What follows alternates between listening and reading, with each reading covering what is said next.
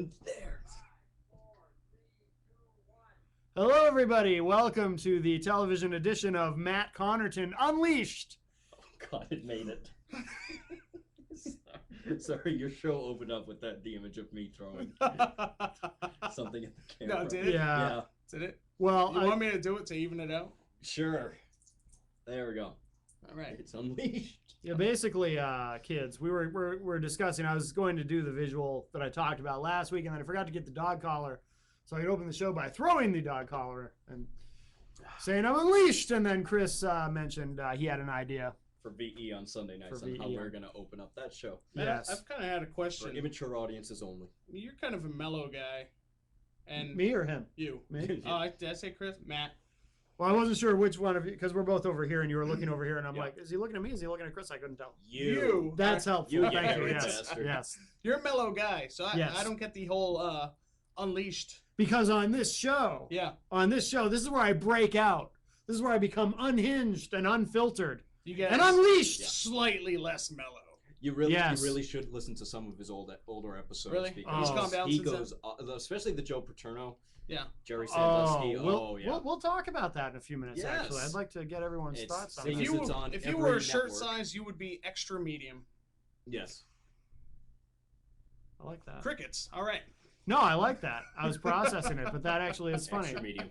Well, let's do the introductions. Of course, on my right, as usual, Chris Rose. He's one of the co-hosts on VE, our Sunday night show, along with Dan Randlett. And, of course, he is the co-host on We'll Let It Large Gone Global, Friday nights at 8 p.m. Eastern, here on IPMNation.com and, of course, QCNews.com. We're in the QC News Studio F, ladies. Mhm. Studio F. Oh, yeah. And to my left, he's a bit conservative, so saying to my left is odd. Oh, sorry about that. It is a Close weird spot to quarters. sit. And I'm on the right. And you're on the right, so Yeah. it's It's kind of Opposite day. And well, Opposite welcome to day. Crossfire. I literally, that was my Bob Novak impression, and I actually spit when I said it, which is what he used to do. So it's a good impression. Corey J. Turner, mediocre comedian. Should I still refer to you that way when you're not in your Corey'd up. Corey J. Turner? No, you know what? Full on. It's fine because even people I know and even like family members have started adopting using my middle initial when they say Really? yeah. It's not just hey Corey anymore. It's Corey J. Oh, okay. Corey J. Turner. It's very weird how I was able to mold everybody and train them Pavlov's dog style to say Corey J. Turner or Corey J. every time they see me. That's good. Corey J. That's good. Corey Hello, J. Corey J. Now you're a little moist up here. Is I that? am a It's warm so fellow. warm in here tonight. Okay, I was just making sure that's what it is, and It's I didn't the- accidentally spit on you when I did my No, Bob sir. Novak. No, it was me throwing stuff at him. Yeah. Oh, it's- right. But it came yes. out clear, This so I is- should probably call my doctor.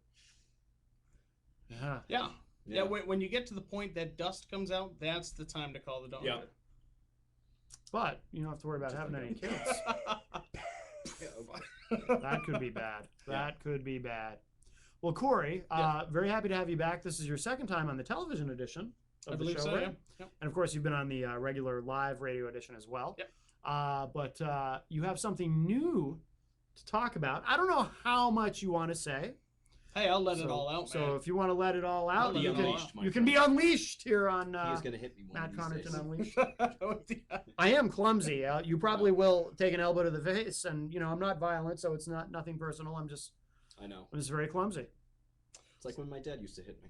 Yeah. It's a love Yeah. tap. It hurt him Quit more than crying. it hurt you. Just Yeah. remember that. I'll hit you Yes. so hard you make your sister cry. Yeah. That was one of his favorite phrases. That is awesome. Yeah. Really? Like said- physically crying, not just emotionally because she's seeing her brother being beaten. That's what he meant, right? I'll be right back. Camera's in demo mode. Chris is on the case. Look, we're in black We go, and white. sepia. That was sepia. Oh, sepia, yes.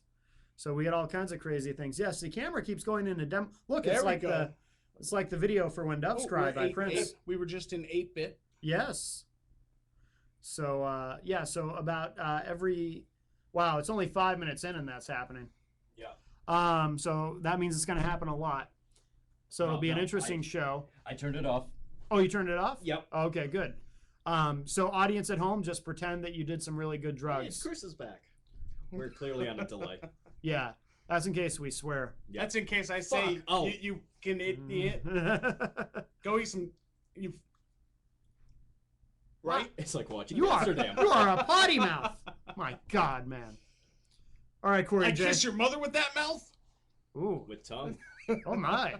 I'm sure you have kissed my mother. It's fine. No wonder it's warm in here. Yeah. You don't know about what Al Caprillion and I did to his mother, but we won't talk about that on this show. It's No. early. Wow. High pressure. It was some high pressure. There was a lot of pressure. Oh, And she was high. oh yes. All I did was hold her down. Anyway, That's all right. anyway, Corey. Filmed it. Yes. So yeah, so what's going on is for years I've been working on a project called Sleepy Time, Mm-hmm. and want to get into it with one of my nerd friends. And originally it was going to be kind of just two guys sitting on leather couches and talking nerd talk, Star Trek, or whatever else. And it's kind of morphed it. He's a little video shy, so Mhm. it kept kind of building and me refining it. And then another friend of mine, the Salty Seaman, he talked to me for a while about launching his own radio show or TV show, and it just came down to we both said, well, we're stuck in the mud a little bit. Mm-hmm. We're not finding co-hosts. Things aren't moving. Let's collaborate and make it one show. And Yes. still call it Sleepy Time. And the premise behind Sleepy Time is, it's called Sleepy Time for a reason. Because if it's boring, well, it's called Sleepy Time, so we get a free pass. But if it's good, Mm. then I'm clever. Yeah, Yes. so a little. You best win of both either worlds. way. Yeah, that's right. We should call verbal ejaculation the shit show. So that way, if it's ever bad, Yeah, Right. it's a shit we show. got our Right. we got all the Yes. bases Screw it. covered. That's right. Yes. Yes. So Lowered expectations. so basically, it'll be an hour. It'll be an hour-long live show. Mhm. We're hoping for Thursday nights at 8, and it will be comedy talk between me and him. We're both quick-witted guys that bounce comedy about everything and anything off each other. And if you're easily offended, you don't want to watch, because we're not afraid to hit anybody below the belt. Really, it's for shock and comedic value, and I'm taking all the comedic liberties I want to. I'm taking a lot of things that I do on stage and putting it into the talk show. Mhm. So we have about $10,000 invested in the studio and equipment and everything. You saw the studio and our setup, and We have about That's $100 amazing. invested here. it's pretty Yeah. good. I like it. Yeah. What you do I with gave Glenn a $100? couple of bucks because he asked for it.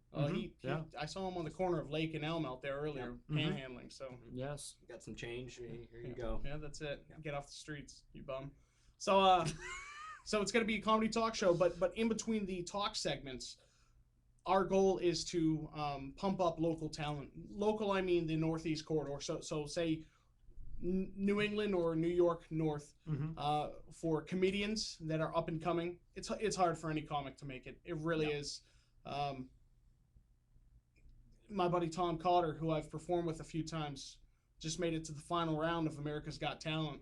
Excellent. The guy is amazing. Guy is one of the most quick-witted guys I've ever seen on stage, and a guy that good should have had a TV special years ago. Yeah. Fact is, it's hard to get your name out there. It's hard to promote yourself because everyone's a comedian, and there are so many in every city. Mhm. So we want to take the best of who we meet, and if they have viral videos or skits that they have performed, or even 5-minute sets that they want shown, we're going to feature those on the show.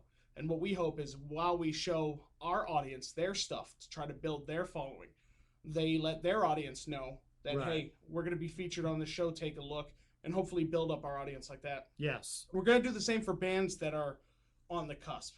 Bands that have their own original produced music Mhm. and want it featured on the show. If it's up to our standards, which are very low, Mhm. we're happy to have it. So it's not just actually it's somewhat selfish. Salty Seaman wants to be rich. He doesn't want to work anymore. He wants to do 1 hour of work a week and have a TV show, and that's it.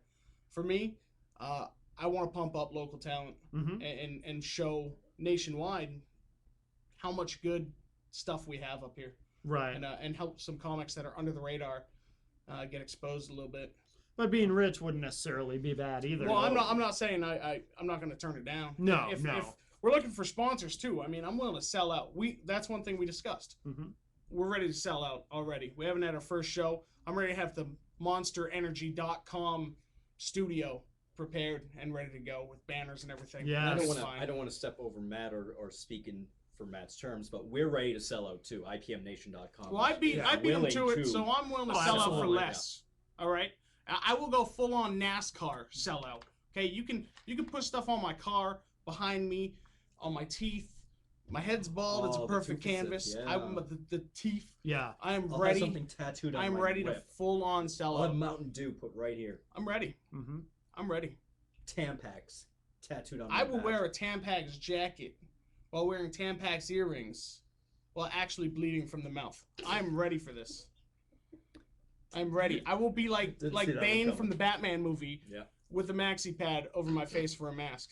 Now, well, look, if you're really serious about this, if you're really looking to go all the way with this, you should try to grow a vagina. Or just tuck it in. And Well, then I've done the tuck. I mean, Like I Buffalo learned Bill. Buffalo Bill. I'd fuck me. talking about having a vagina like somehow surgically implanted that you can then stick Like the Tampax in. both, or just well, Like- I don't well, necessarily Like need get to sell rid out of the the junk, Tampax. or like I'm have saying. one Oh, surgically okay. implanted on his shoulder or something. Yeah, like Oh, that would be a good idea, actually. I mean, Look at- it shouldn't matter look where at it my is. vagina. Doesn't matter where it is, just Yeah. matters what it is. So you Yeah. can, and actually, if it's on your shoulder, you stick the Tampax in it. You can clearly see. I wear. It's That's there. right. I wear a spaghetti strap shirt. Something Yes, like that. That's yes. what. That's Yeah. what the cool kid. That's what the emo kids are wearing, right? Yeah, all the cool I heard kids. a few of them do have vaginas on their shoulders too. Yes, yes. Yeah. I think that's a have great painful, idea. painful, hurting vaginas. Yes, Mhm. absolutely, absolutely. So do we have a timetable? Oh, and we should mention too, you will be able to watch Sleepy Time on IPMNation.com. So very excited to carry the show because it sounds like it's going to be great. And do you have any kind of timetable that you can announce, or We're hoping. This is. We hope, and Yes. I'm pushing for 5 weeks from now. Mhm. So I don't have a specific date because I'm not looking at my calendar. But whatever 5 weeks is from tomorrow, that's what we're hoping for. Yes. And to tell you the truth, the first episode may be rough. That's all right. It's called Sleepy Time. right? That's all right. Yeah. And I've been to the studio, and it is very impressive. Thank you. It is very impressive. You guys have a tight operation. We are proud. Proud. Looks Wow. like the 23rd of August. Thank you, Chris, for the pressure. No problem. Remember, he's just hoping. Now go. Very good, very good. No, I look forward to it. Yeah, we have big dreams, big hopes for it. So hopefully we can we can make them show up on people's computer how they are in our head. So Yes. And what else have you been up to since you were here last? Have you been mainly focused on the show, or Yeah, have you gone out and done any live shows? You know, it's or- funny. I haven't done much stage work at all, Yeah. which I'm feeling the urge to go back because I've taken all of my creativity and focused it into this. Yeah. I've tried not to have any distractions until tonight. I actually booked a show for August 9th at Fody's Tavern in Nashua. Mm-hmm. It's going to be a really, really killer show with a bunch of great New Hampshire comics. I think it's like $5 cover. Starts at 7:30 down the basement. Great little spot for comedy. It's Really? it's a unique. It's in a damn basement. It looks like they might have smuggled booze in the 30s down there. It's Yeah. very, very neat. And Nick LaValle's going to be there. Alana Susko, who hosts the show, is a very funny woman with she might have more than one vagina. Yeah, she might. You should ask her. And you know what? One of the best things, Get a look at her shoulder and see. female comics often aren't my cup of tea. All right, I don't drink tea anyway. I just don't like female comics for the most part. Because it's my vagina, my vagina, my vagina. Look at my vagina. My vagina's huge. My vagina hurts. I don't care about your vagina. Let me see your vagina. I don't care. Right? Right. She- That's, she doesn't have many jokes who about- actually shows it. It's She- Rita Rudner. She. Oh, really? that's- During her act, she That is- shows her vagina. why? Is it impressive or is it like a It's sideshow? not. It's old. I don't want to see It's old Rita and Rudner's sad. vagina. Yeah, why does she do that? Sad vagina. Yeah. Wow. Just Poor weeping. Rita Rudner. Oh well. Why would she do that? That's I don't horrible. know. Rita Rudner, shame on It's you. going blue. That's why. Shame on you, Rita Yeah, Rudner. It's too bad. No blue And hair.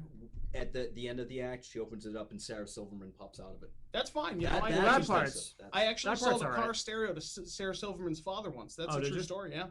excellent. Yeah, I made fun of him for driving a Prius, and he had all his pictures of Sarah and Jimmy Kimmel in Really? his wallet. That's Sarah with Jimmy. Yep. That's me and Jimmy. That's me, Sarah and Jimmy. She is. And just went on. She is actually one of my favorite female comedians. She Sarah has Silverman. no. I think she's at. Who am I to say this? I'm a mediocre, small timer comedian who's never made it out of really New England. I think she runs the risk now of turning into like Kathy Griffin.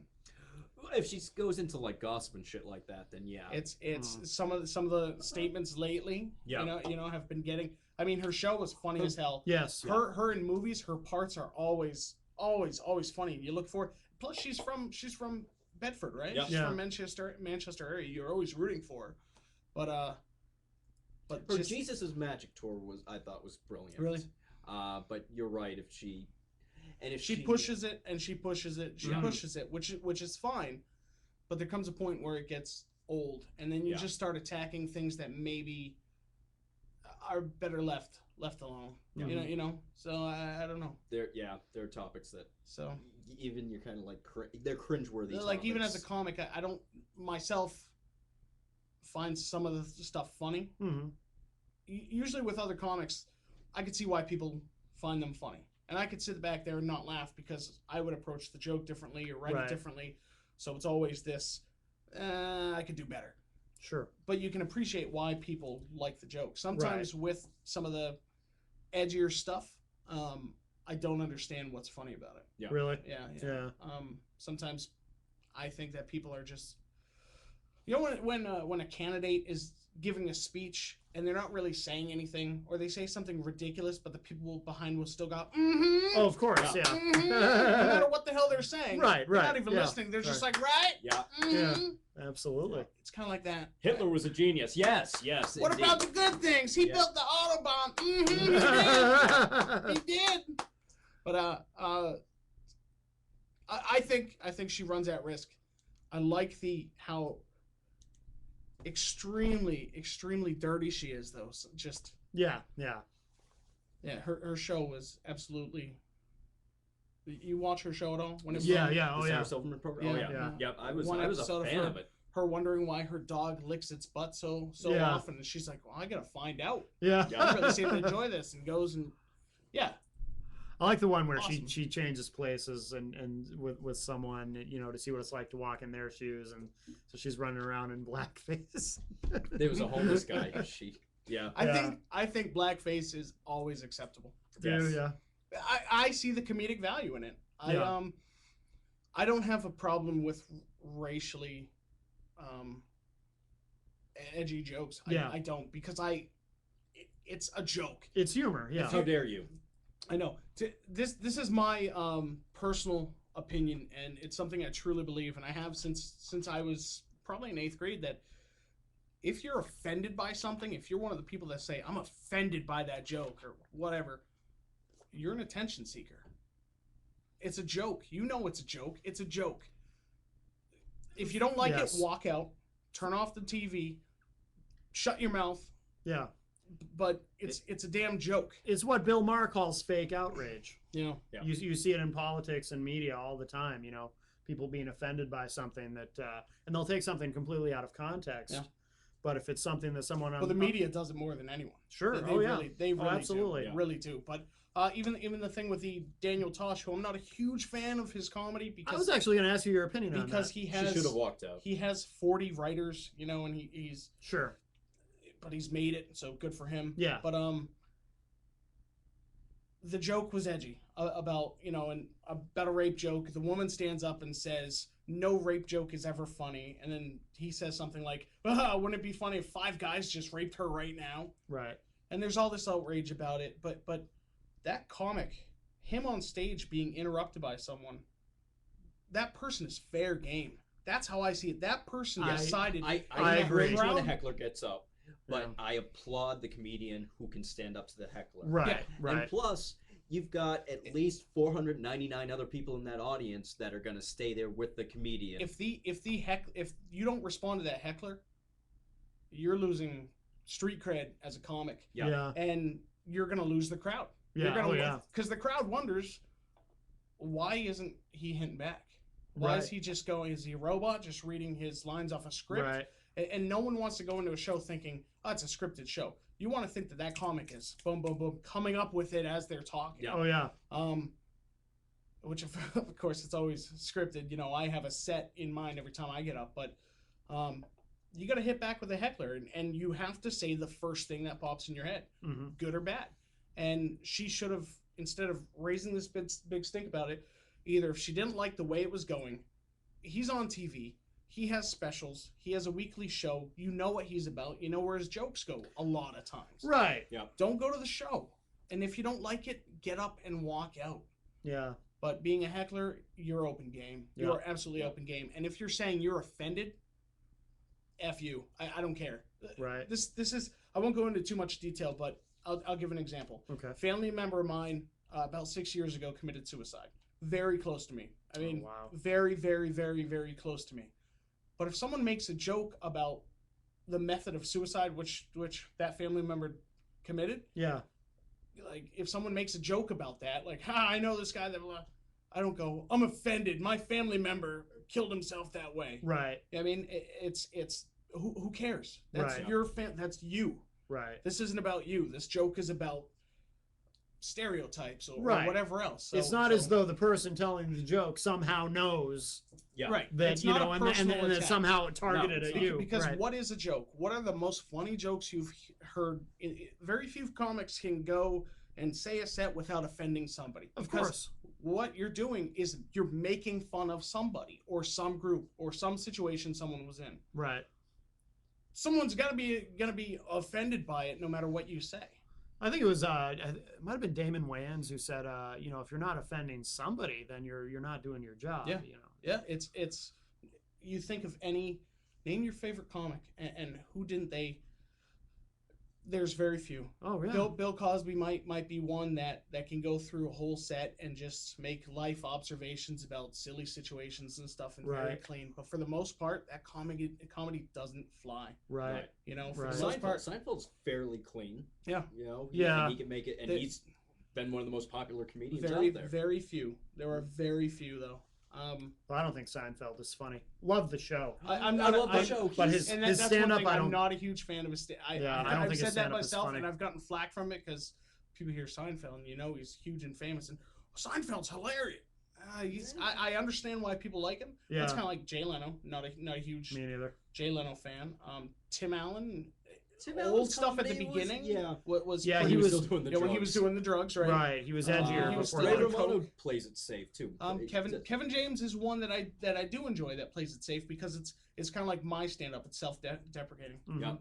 and self-defecating sometimes. I heard Oh, Ray my. Romano use the F word once, and it was hilarious. It was his Carnegie Hall special that he did. Yeah. And it's he used came, right. he came out on stage. He's like, "I'm sorry, I just have to say it, Carnegie fucking Hall," and the Yeah. crowd went wild. Yeah. I'm not a big But fan of the didn't really- comics that get out there and F-bomb, F-bomb, F-bomb, Right. F-bomb. If it's used right, like I say in my standard set, I say shit once. Yeah. And that's it. Yeah. But you see some comics or new comics come out and they'll just swear because Tries to be swearing's funny. But Lewis Black Right. can get away with it. He Yeah. uses the F bomb pretty liberally in his show, but Because that's I his- think he's hilarious. because I think that's how he probably speaks in real. That's Right. It Lewis- sounds I think natural. so much of. I like Lewis Black Me too. Yeah. because so much of that rage he shows, I think, is actually in there. Oh, I don't yeah. think Oh, yeah. that's all act. I got a quick story for you. Yeah. I don't know if we have a topic to stay on tonight. No, we Or if you know we're we just we winging it. really wing it on this show. A couple days ago, I met somebody. I don't know if you saw the post for this, but I met somebody who is a comedic icon to me, and I'm smiling now because it was the coolest thing because Yeah. I've based when I'm on stage, I'm in character for the most part. Right. I'm trying to slowly move away from that character and see how just me Really? performs slowly. It's a test right now. It's Yeah. kind of a test. It's an evolution of my stand-up. But when I first started the character, I was kind of influenced by someone else who on stage is in complete character, and that is Emo Phillips. Oh wow. And I met Emo Phillips a few days ago. No It kidding. was Really? Monday.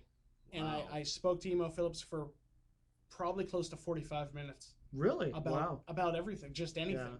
And it's amazing because if anyone watching doesn't know Emo Phillips, look him up. Mhm. Huge in the 80s. Yeah, He was on UHF. I was gonna say he was in UHF. He yeah, cut his thumb off, and he's always played this character that I guess you could call maybe he's slow and special. You know what I mean?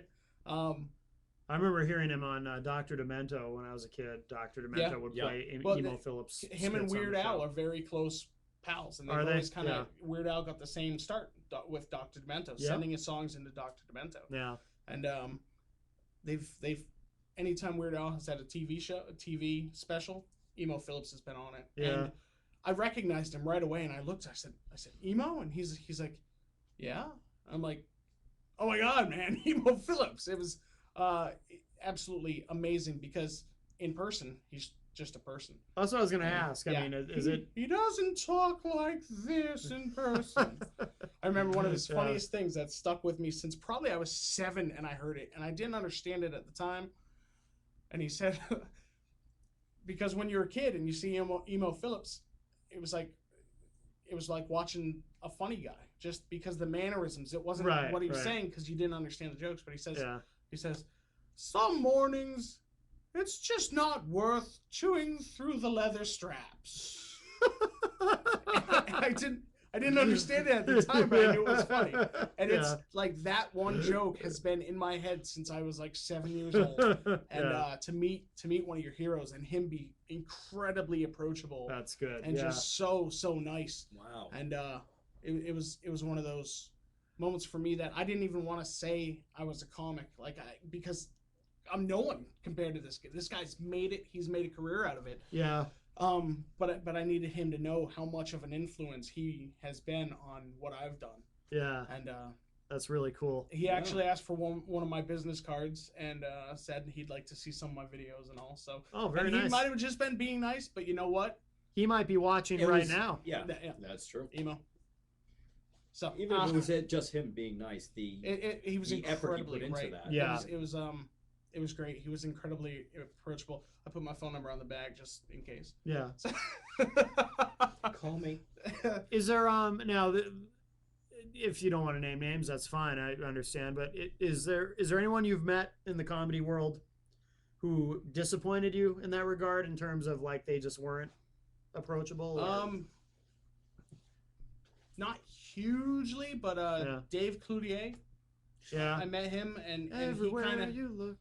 just didn't want to talk. Really? Yeah. I was gonna talk to him about where his career has gone and if he's focusing more on the comedy now, because he still does stand up since there's really no TV career anymore. Right. So, and I'm like Dave, how are you? I'm Corey J. And he just kind of, oh hey, walked away. And you know what? Who knows? It could have been a bad day. Could have been he was busy with something else. So Damn Canadians. you can't judge. No. By Actually, one. I heard. Speaking of Canadian comedians, Bruce McCullough. Yeah.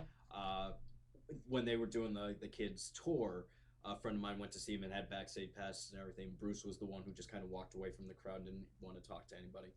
Really? He was just kind of standoffish. Really? All the other four, friendly as ever, signing autographs, sharing stories, but Bruce just kind of walked away. You know who else I met? Who I've kind of looked up to is another one, and I would love to. My goal when I got into this was I would love to open for this guy someday. Was the Amazing Jonathan? I love the Amazing Jonathan. And I met him in Vegas. I went to his show, talked to him for a little bit afterwards, had a picture with him, and he was he was incredibly nice too. Really? Just right after a show too. When you're tired, the show can be short. I mean, my sets down at Mohegan Sun were 10 minutes, and there's so much you throw out there that you are exhausted afterwards because your heart rate's up to 200 and you're all the adrenaline. It's an adrenaline dump that after that wears off and you get off the stage, you're just you're exhausted. Oh yeah. It's amazing how much energy goes into it that you don't even realize when you're on the spot like that. And maybe it's different for him because he's been doing it for years, but after the show he was still lively and still meeting people and talking and that's always been my goal, is someday just do 5-minute opening for the Amazing Jonathan. No kidding. It's an act I'd go see. It's the way he mixes. First off, some comics take themselves too seriously, and it's comedy, and it's don't do that. Don't take yourself too seriously, Dave Cloutier. And cut it out. Remote Control was a great show, though. It was a wasn't great show. It really was. Is your median audience of age to remember Remote Control? Remote Control. You can't do that on television. Yeah, that was great Yeah, too. we're gonna have to get. Canada did come out with some pretty good television shows. We're gonna have to work up some stats on our look at the ratings, see what our current demo is. He lies. He makes up the ratings. Hey, fake it till you make it. That's how It's I true. went through high school and college. Yeah. Fake it till you make it. By the That's way- actually my comedy career too. Fake it till you make it. There you go. There you go. Talk a good game. Oh, you haven't done it yet. I am opening Skype. By the way, I love Corey. You haven't been here since we've been doing this lately, but if anyone wants to communicate with us via Skype during the show, if you have a question, anything you'd like to ask Corey, or anything at all about anything, feel free to Skype with us. IPM Nation is the Skype ID, and this is always a fun moment for me because I love the sound that Skype makes when Ooh, it opens. Yes. Let's listen. Cricket, cricket. Okay, This is dead air. we're gonna try that again. Here we go.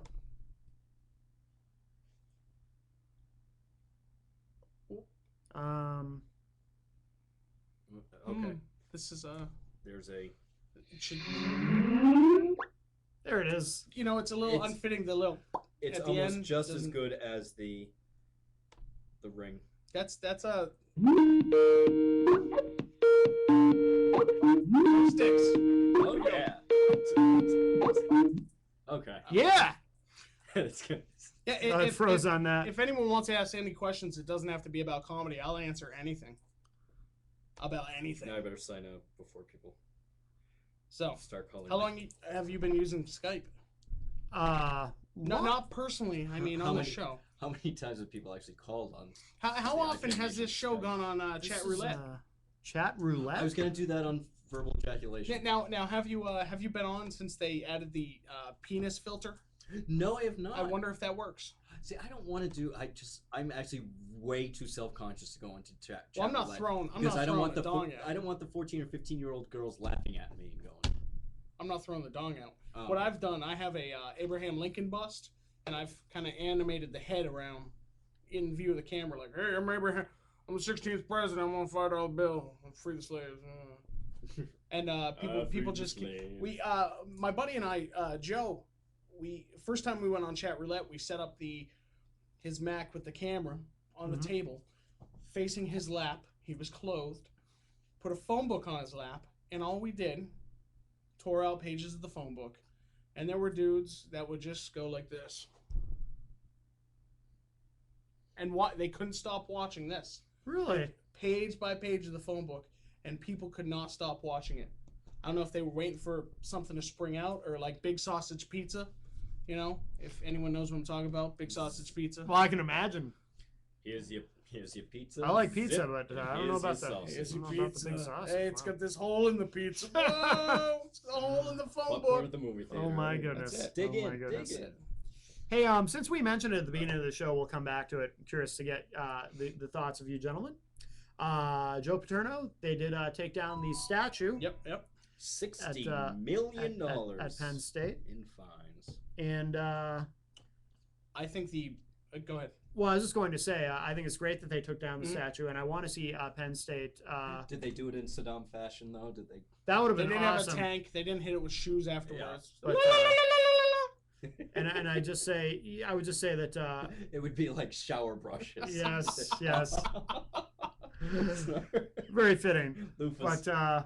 But I would just say, Joe Paterno, I understand he in the world of college football, he is a legendary figure, college football coach, and unfortunately also, however, a child rapist enabler. So I believe that he was a very bad person. If there's a hell, I hope he's there, and I'm glad they took down the statue. What do you guys think? I think more than the statue and more than the $60 million, the biggest hit to that is taking away all the wins since, when was it? Since Is it 92 or 98? 98 to 2011? Which is Was it? 2010. Yes, thank which you. is amazing because I think all he cared about was that record of being the most winning football Yeah. coach in history. And now, even though he's dead, you're not the most winning coach anymore. That is null and void. And that, more than the statue coming down and more than the $60 million, which I'm sure that program can make up easily, especially in a few years once they're back to, I know no bowl games for a few years, but Yeah. and they've lost a lot of scholarships. And they're losing. The news I heard today is they're losing their AA1 credit rating. Oh, I didn't know that. Moody's is actually going to lower their credit rating as well. I think they can balance back from all the financial stuff, and I do feel for some of the lesser sports which are financed by the money that the football team makes. Right. Sort of same thing. It is a cash cow. The Right. Penn State football. A lot of schools lose money on sport. UNH, for instance, their football team, while very good in making the 1AA playoffs for 5 or 6 years in a row now and doing very well and filling the stands, they still lose $1 million a year because college sports don't always make money. Right. UNH makes money off hockey. Yeah. Hockey merchandise, hockey, which enables them to have other sports. And it's the same thing with Penn State. The women's swimming team doesn't generate any money. The gymnastic team, the men's badminton, I don't know. The Marco Polo team, I don't know what they have. Marco Polo is huge. That's a Bocce. huge. Bocce bocce. ball, Yes. Beirut, I think they call it other stuff. I think they just call it beer pong down there in Pennsylvania. But Yeah. those are all paid for. Or something like hoagie pong or something. Hoagie. So those are all made possible by the proceeds of the football. But taking away those wins, that is huge. Yeah. That is huge. That is and huge. and you just hope that Huge upset to that team. You just hope that Joe Pa is somewhere looking up or down and seeing that. And, Well, yeah. You know what I mean?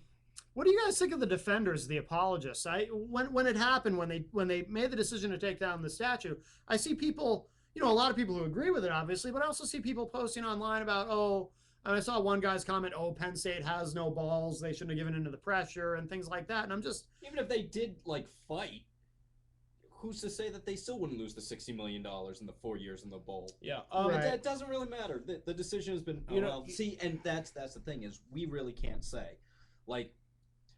It's probably something that we'll also discuss later on is, all these people saying, well, where were the heroes in the movie theater? How are you supposed to know what was going on in that movie theater? Right. But we can't say because we weren't part of that situation. Are you talking about Fred Willard getting caught? Exactly. Yes. Yeah. We can only empathize maybe to a point like what would happen to Bill Belichick if we found out that one of his assistant coaches was doing and he something. covered it up for years. Right. Right. So it's hard to equate, and I think for some people it's hard, even though there's evidence there and there's the report.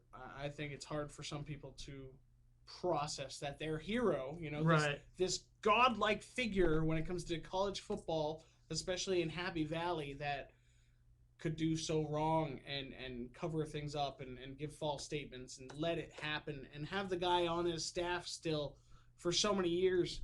It's hard for people to process and comprehend. Yeah. When you hold Every someone city in has such their legend. when you hold someone in such high esteem, and then this happens, I think it takes kind of like when it's a member of your family commits a crime and you have people say, "Oh, he's a good kid. He just shot 8 people, but he's a good boy. He's never been in trouble and stuff," and they can't process it. Right. Mm-hmm. And I think that's part of it. I think down the road these people will be like, they'll finally have it in their head that what if it was my kid? Oh yeah. What if it was my niece or nephew Yeah. or grandkid? It'll finally pop into their head, But I think it's but a for good now, insight, I think there's a instinct, lot of shock. insight. I think there's a lot of shock Yeah. in Happy Valley and the surrounding area. So Yeah.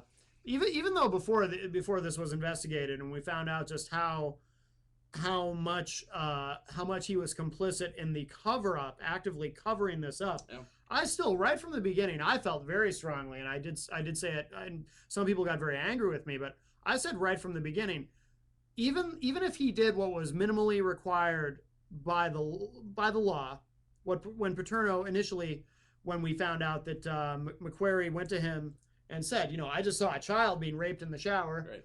And then Paterno, I guess, went to somebody at the college, went to the dean or whomever, the next day or a couple days later, but then didn't pursue it any further. Couldn't take 5 minutes to call the authorities and tell them. He did his legal minimum. Right. And right from then, that was all I needed to know to condemn this guy. Yeah. I mean, I got pretty harsh and emotional about it. I said some horrible things like, him getting cancer was karma coming and kicking him in the balls, and people admonished me for that and said I shouldn't talk like that. I don't take any of it back. If karma's a real thing, I should be winning the lottery sometime soon. Good. I'm just saying, because I've done a lot of good things. Yes. He's pleading to karma right Yes. That was what now. I that stopped was. pleading. I I'm gonna was start gonna threatening say- karma soon. Well, Give me again, my shit. I'm gonna, Lottery money. I'm gonna look at the ratings and check the demo, and perhaps Karma Karma's does watch on the this. show. Yeah. Someone named Karma Jones. I mean, speaking of Is that a karma, black man? this whole thing has been nothing but a blessing to the career, and I've mentioned this on VE before, to the career of the wonderfully underappreciated actor Leonard Nimoy, because he can easily play Joe Paterno in the made-for-TV movie. Boy, that's true. I'm just a spot. If he's fan. still, I am afraid for Leonard Nimoy and his advanced age. Well, I don't ever want to lose well, Leonard Nimoy. Okay, Paterno was I nobody don't. does. That's one thing. We lost Scotty, every time we he's on, lost every time he's on McCoy. Fringe, he's been Yeah. on Fringe a few times. I'm like, hope they're not putting stress on him. I Yeah. want Nimoy You wanna- around. In fact, when he did his cameo on The Big Bang Theory this past season, they used his figure. Yeah. And he just did the voice of Spock. Yeah. They didn't actually have him. Oh, come on really? Yeah, camera. like You want- when his voice is on Futurama. That's okay. You want to maybe put him in some sort of bubble with Betty White I and just- keep Yes. keep them very She is our safe. last remaining Golden Girl. Do I Yeah. have to? I don't know how much more I can. And the stress this. least slutty one. Oh, somebody just came. Emily White, author Emily White, has come online. She is a member of Skype. Ooh. She's not calling us, but Oh, she okay. is I online. just saw she came. A very successful author. She has a book called Elemental. She was a recent guest on 13 and a Half Minutes, hosted by Kendra L. Saunders. Yeah, Emily's are on, usually good-looking women. I just want to point that out. She's, I have not seen a Somebody's lot got of low ugly. battery. I didn't just have a stroke, but I Okay. Yes, you did. I might have. I have to read this on the air because it made me laugh out loud. It has nothing to do with the show, and the person texting me forgot that I'm on the air right now. But it's someone. Make up some milk and eggs, honey. It's boy, Skype's making all kinds of That's fun me. noises. Sorry, Oh, my okay. apologies. No, I like those sounds. They're fun. Yeah. This person texted me asking about setting up a hypnosis appointment because, as you know, I do hypnosis, I need to quit smoking. and he asked me to help with a particular issue, and he said, "I hope this works." I said, "It will," and he said, "I hope it also cures me of my blatant homosexual urges," and it just struck me as funny. Glenn, he's on the air right now. Stop texting. All right.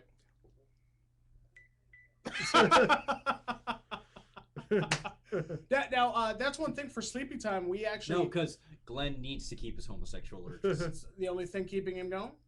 That's why I keep him around. That's right.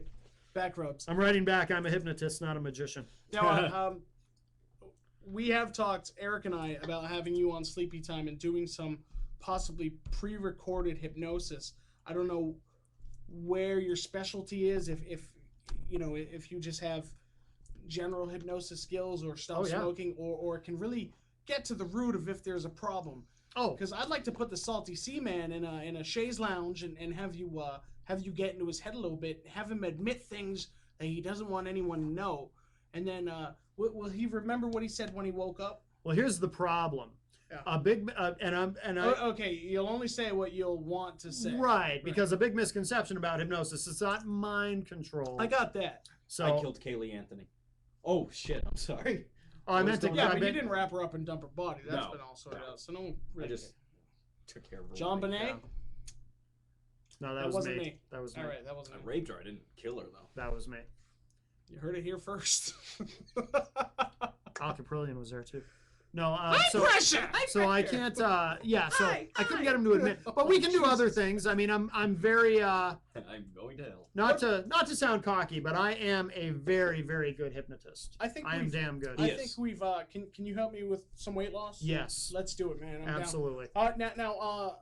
And I've here's- done stage hypnosis too, by the way. This is totally off point, but it has to do with the hypnosis because I've always been, since I was a kid, interested in UFOs and aliens and nerd stuff like that. Yes. Have you ever read the transcripts or the stuff about the Betty and Barney Hill hypnosis? No. No? I just would like to see someone that's into hypnosis, their take on it. I don't know if the actual transcripts have ever been released, but there's been interviews with Betty Hill before she died and all. See, I don't know about this. So You know Betty and Barney Hill, though? No. Betty and Barney Hill were the first case documented and reported of alien abduction. Really? They were coming back from the mountains and they were driving, I think, down Route 16 on their way to their home in Portsmouth. Yeah. And whole big story made short. They saw something in the road. They kept driving. They took a turn off because they thought something was following them. And then there was an alien craft. And during hypnosis, Betty Hill drew a star map, which then they figured out where it matches up with. And it's some star cluster that's only 10 light years away or something like that. It's not too far in the big scheme of things. And the big scheme of things. Yes. And Barney Hill, I think, drew a spaceship during hypnosis with figures kind of in the front window, and both of them had the same sort of thing to say that sexual experiments were done. Like she had eggs extracted and he had semen extracted. Yeah. Nothing about butthole probes or anything, but what they remembered was they were missing hours. They were missing like 4 hours. And that's where their suspicion started. And then they had the hypnosis. I think it was 50s, early 50s. No kidding. I'm just reading on it. It was I'm September 19th through 20th, 1961. All right. And it was a Dr. Simon who conducted the hypnosis. The case is and always on November 25th, 1961, the Hills were again interviewed at length by NICAP members. This time a couple had many questions for the Hills. One of the main questions was about the length of the trip. Neither Webb nor the Hills had noted that. Okay, so wow, very interesting. I mean, it's if you Wikipedia Betty and Barney Hill, there's a Wikipedia page that it's actually quite extensive. Yeah. Huh. And there's a lot of information cited, so very interesting. Yeah, I didn't even know about this. Yeah, the first United States documented case. I first thought you said Benny Hill. I'm like the don't change me. I heard they're digging up his corpse for the Olympic ceremonies. That is Friday. awesome. I hope they have him on like one of those tracks that greyhounds run around and have him where the rabbit would be. Yes. Yeah, just how great would that be? Bones rattling. Yeah, in the like doorman as he's being chased by like women dressed as cops without their shirts on. Yeah. It's you guys afraid about anything bad happening, security wise? No. It's London. Let it happen. we beat you twice. Yeah. You bastards. I talked to someone last week and I said it was a quiz because I already knew the answer. I said they mentioned something about the Star Spangled Banner and I said, hey, who did we fight in the War of 1812? And they went, there's no war in 1812. Really? Thanks, dude. All right. Tchaikovsky would be really pissed off. Right. His 1812 overture was very good. Yes. Francis Scott Key stood on that hill in Baltimore all night for absolutely nothing. Yep. Wow. Thanks. I was watching, just before I came here, I was watching the rerun of last night's The Daily Show. In the discussion of the security in London came really? up, and he had John Oliver come out. That's great. He's British. Yes. Yes. And I guess at one point there was 45 security guards who are on detail, who are scheduled to be on detail at one particular area. 2 showed up for duty. That's great. And Jon Stewart says to him, "How did you run an empire for 300 years?" And John Oliver just says, "Honestly, I don't know. I just don't know." I know you go till 9, right? Yes. Okay, yes. so we're running a bit short, but did you want to bring up the Batman Dark Knight Rises stuff at all? Sure, we can talk about that. If you just one thing. I saw the movie yesterday. Yes. As a nerd and I collected Batman since I was, so I'm a big DC guy. So when a lot of people say I'm a Batman fan, like I know every character inside and out. Right. We're gonna have you on VE because my co-host Dan is also a huge DC person. Oh yes. Batman. The movie, first of all, my review, no spoilers, was I couldn't have asked for any more. Really? Really, it was at the end, I'll tell you the truth. One movie in my lifetime has made me actually shed a tear. Like, and that was Field of Dreams when Kevin Costner says, "Dad, do you want to have a catch?" Like that is. Yeah. I've admitted this to women on first dates, and it works every time. But it is the God's honest truth. I cried at that film too. That movie actually like makes me choked up and giving me the chills. The ending of this movie almost did the same thing. No kidding. It came so damn close to actually making. And there was actually someone 2 seats away, a woman who was. You could hear her like sobbing a little bit because it was such a great great way to wrap it up. Wow. And Dan had said the same thing, that he actually he did say that. Yeah, he really? admitted to crying at the end. Christopher Nolan did. He's an amazing director, and the story was just so intricate. I think I need to see it for a second time to attach every thread to every point, because it just. I'll say it was better than the second. I'll say that. Yeah. I'll say it was better than Dark Knight. It was longer. Batman Begins was amazing because it was like no other comic book movie. Right. Because it was based And so much in towards the Val Kilmer, George Clooney years. That's where it just got too cartoony. the first two movies, not comic bookish, first two movies cartoony. were very comic booky. The Clooney one Tim Burton, is beyond but then awful. just Awful. when you have Arnold Schwarzenegger going chill out, Yeah. it's bad. And this so one, I hope. Oh, I'm sorry. Go ahead. No. I hope this is selfish. I hope it never gets rebooted, and I know it will in 10 years because it's such a cash cow. But I don't want to see this vision destroyed because it is so damn good. And I was worried about the new Spider-Man movie because the first two of the Sam Raimi Spider-Mans were so good. Spider-Man 3 was a steaming turd. Yeah. And Sam Raimi didn't want to do a fourth because that one was so bad. Right. Because he was pressured into having more villains than he wanted. But I gotta say the new Spider-Man movie was like, yeah, the reviews have been holy good. crap, this is actually good. Now, I do have to ask you regarding Dark Knight. Yep.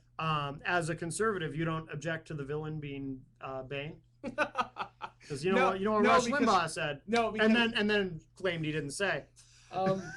Because this story's been written for years in advance, yes. And they knew the villain was going to be Bane, spelled differently, by the way. Yes. And Bane was the villain that broke the bat in the comic book. Early 90, it was after the death of Superman. It was 94 maybe, was the Nightfall comic series, which Bane orchestrated all this stuff, got in a fight with Batman, and broke Batman's back over his knee. That happened in the book. So he's a character that's been around for almost 20 years. I see no connection at all. Yeah. But the scene in the movie that the shooting actually happened during, I think everyone in the theater with me was thinking the same thing. Like what would I do in that situation? Yeah. Because they didn't tell you what scene it was, but from the news reports that you gathered, once you watch the movie, you will understand. It was within like 30 minutes after the trailer. You will understand what part of the movie it is, and the same thing popped in everyone's head. Of course. And it's not only a shame. I can't state too much how much of a shame that 70 something people got shot. So many people lost their lives, and absolute insanity that it's hard.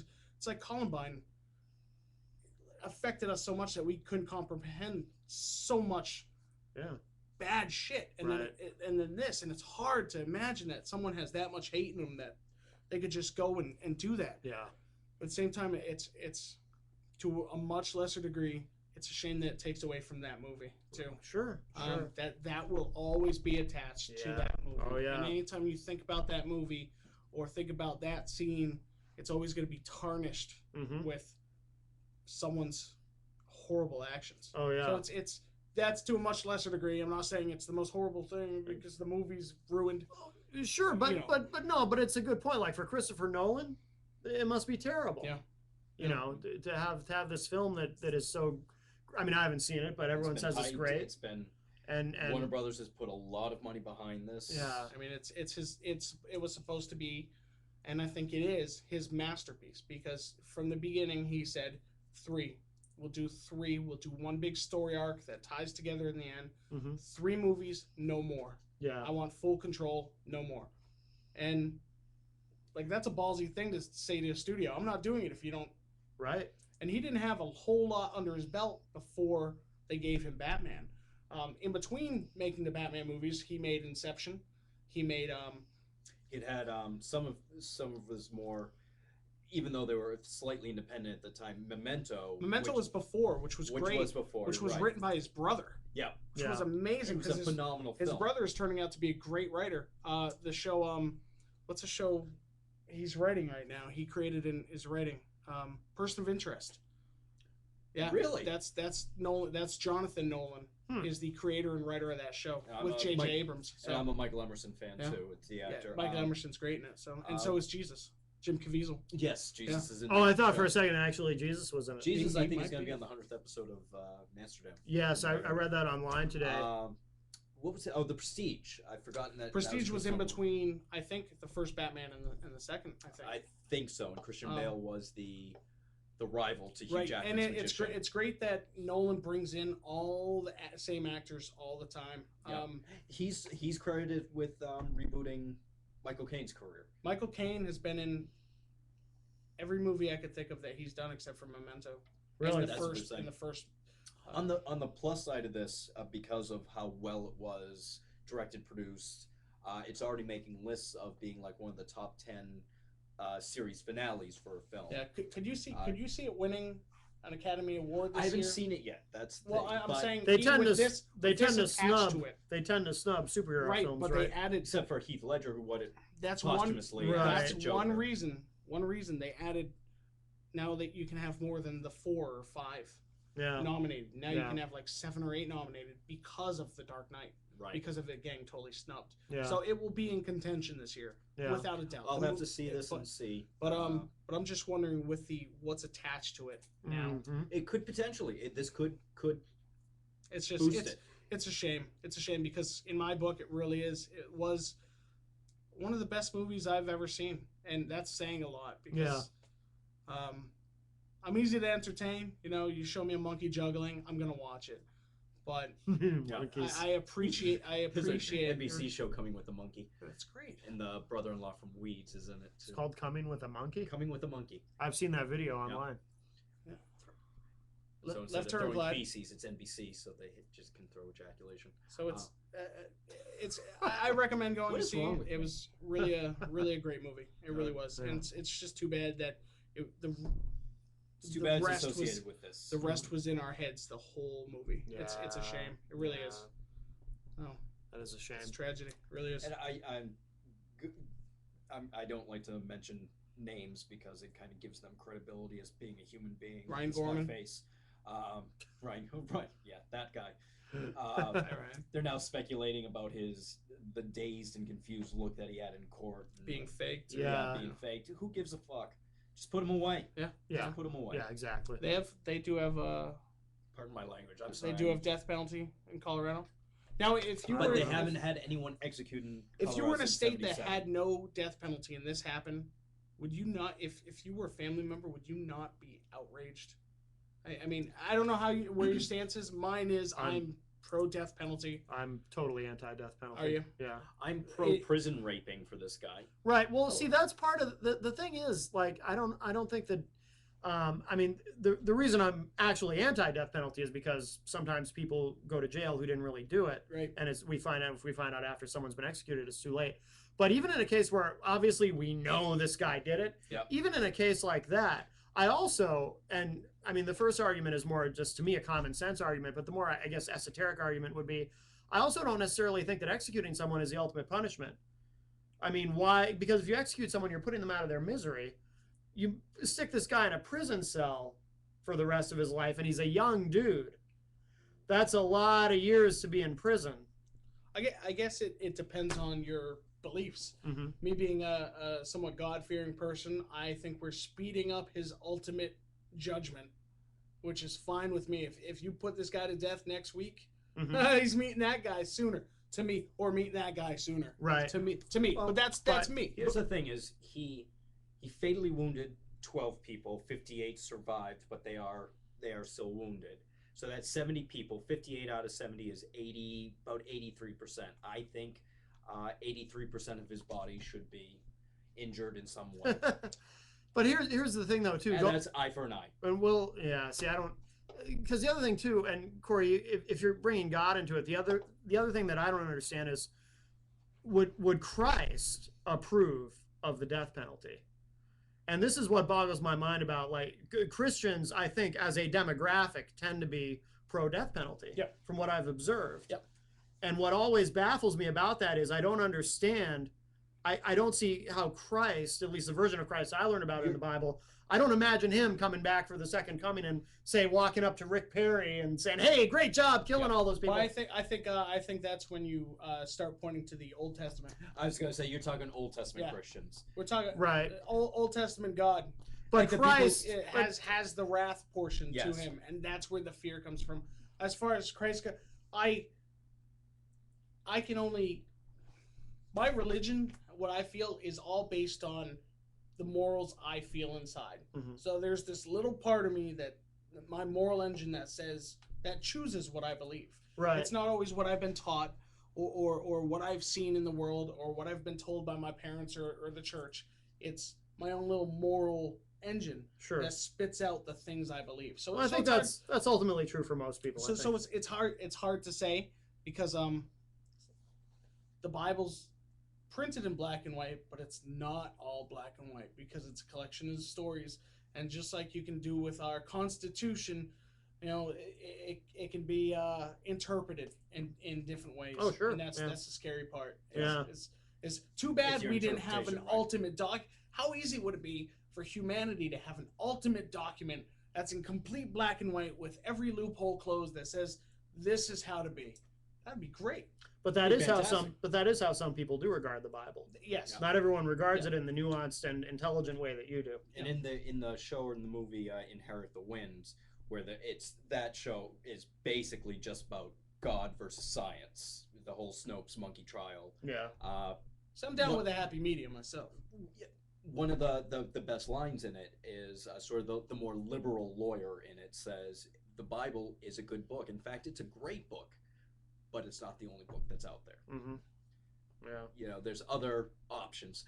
And that just also reminded me that there was a story today that I'm sure this hotel in London or outside of London is doing this for publicity reasons, but this little 40-room hotel has replaced its Bibles with 50 Shades of Grey.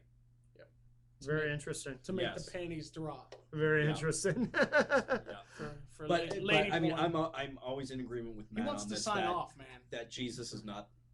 He did the hand. He did. Yeah, he did. Sorry. The hand thing. Yes. He did. Sorry. Just no. That's okay. That's all right. He's not. He never I study taught us human behaviors, and when I see the hand thing, I know. But yeah, I don't like that myself. The 50 Shades of Grey being, that to me is, you know what? If you want to enjoy the culture, throw both. There's another draw on the other nightstand, right? How about something that's family friendly, like how about Harry Potter? There we go. Yes. There we go. We're not having sex though. Christians will love that. But yeah, if we replacing the Bible with Harry Potter. If we were to get into the discussion about Jesus, no, you say Christians, and you're throwing it the wide net. Christians will love this Harry Potter with wizards and dragons and three-headed dogs. My devout Catholic father thinks Harry Potter is bad. Right, and your devout well, that's Catholic just because of the writing. Listen, it's extreme fringe Christians will hate Harry Potter. Not Christians. Christians. You're right to call me on that. All Jews hate bacon. You're right to call me on that. No, most Jews love it. That's right. Yep. When I eat bacon, I often think of all the Jews who love bacon. I do too. I see a lot of Indians working at McDonald's. I'm killing my God. That's just wrong. That's just wrong. They should leave. Actually, the subway in Burlington, where my parents live, there's a lot of Indians behind. A lot of subways. They're buying them up. Yeah. Those people. Yeah. Those people. Actually, North Conway. They're invading. I know you're signing off and all, but North Conway, great vacation place, but every single motel and hotel being bought up by Indians. Yep. Dot, not feather. That's right. Yeah. Well, the shell down the street on Elm Street. They're taking over. They are. It's invasion. I'm not worried about the North Koreans. I'm worried about green, white, and red dawn. As a conservative, shouldn't you be worried about Muslims? We're gonna have Sharia law soon. We have one. We have one that works for Hillary Clinton. You made me freaking speechless. You know how hard that is to do? That is That's awesome. All right. I feel good about that. And on that note, we will wrap up. Corey J. Turner, mediocre comedian, thank you so much for being here tonight. Always a pleasure to have you. You do have an open invitation. I hope you know that. Thank you. And once again, Sleepy Time. Sleepy Time, yep. Chris Rose nailed it down to an exact date. Also, we'll have our website up eventually someday when we can afford it. We already have the domain. It's sleepytime.tv. Very Nice. perfect. Yeah, and my personal website, which is down right now for maintenance, but it's CoreyJComedy.com. CoreyJComedy. I didn't realize you had a Yeah, because it's been dedicated down site. for maintenance since it started. Oh, It's, all right. Then it's under construction. It should just say the joke's on you. Ooh, that's good. Yeah. That's good, actually. And, of course, Sleepy Time, you'll be able to watch it on IPMNation.com as Very well. excited. So very happy to have you and the Salty Sea Man aboard. Thank you. And of course, Chris Rose, one of the hosts this after 9, so we can say it, and we kind of said it I earlier said anyway. it so many times. Uh, verbal ejaculation. Verbal ejaculation.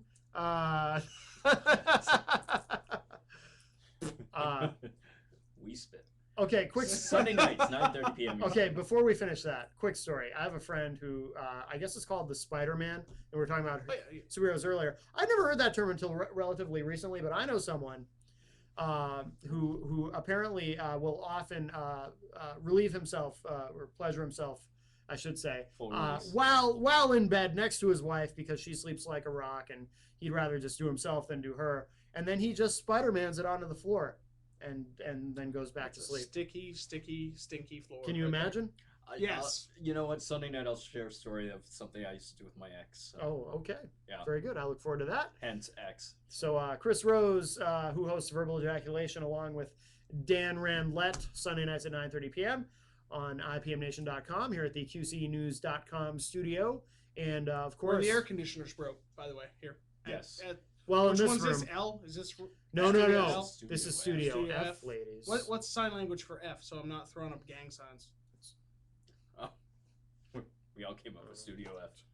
We're all in different gangs. Mm-hmm. We should break out into some West Side Story and Rumble. See, that's what Oh, I said there it is, yes. Or how about Studio F for fellatio? Glenn R.J. Fellatio. Glenn R.J. Willett has given us the finger. The RJ, I heard, stands for rim job. Is that true? Yep. All right. All right, very good. All right. So, and of course, Friday nights at 8 p.m., the family-friendly Willett at Large Gone Global, hosted by Glenn R.J. Willett. Yes. And Chris Rose, of course, Glenn's co-host, and I'm the co-host of that show. So that's a lot of fun, too. Tune in for that. All kinds of cool stuff, all kinds of new programming on QCNews.com and IPMNation.com. Lots of good stuff. Look for Sleepy Time in about 5 weeks or so. And that's going to do it for the television edition of Matt Connarton Unleashed. Also, just quickly, Saturday night at 11 p.m. Eastern, tune in for the live radio edition of Matt Connarton Unleashed. Dave Gutter from Rustic Overtones is my guest. Really? Yes, is my guest. Wow. This Saturday night. So very happy about that. They have a new album out, Let's Start a Cult. And you can hear Dave and I talking about that. As long as I'm getting tongue-tied at the end of the show, as well as some other things. And Marijuana. you know, I've only smoked like 5 times in my life. It's weird, huh? People that listen to Rustic Overtones often smoke marijuana. I know, it's weird. And I didn't smoke my first joint till I was 30. Isn't that strange? Yeah. No. Well, I think it's strange. I smoked mine at 18. I'm a musician. People assume I smoke. I think I smoked my last joint at 30. Really? Yeah. No, I'm a comic. People think I do coke. Yeah. I don't. It's Diet Coke. Yeah. Which is Half good. a line. That's just an awful. I like that joke. That is I like it. That is a good joke. You should steal it. Absolutely. He's not a comedian, so it's not I'm technically not. theft. So it's If you were a Carlos Mencia style. I'm just gonna take your jokes. That's There, fine. there you go. All right, everybody. So thank you very much for joining us for this week's let's television point at the edition of camera. Matt Connarton Unleashed. Oh, and I'll have an express edition up later tonight as well. Whoa! Amsterdam, We're 11 all gonna p.m. point. Maybe this will be the new Eastern time. thing. This will be the new thing. Everyone points at the end of the show. We'll see you all next week. Thank you very much. Thank you, Glenn R.J. Willett. Talk to you later.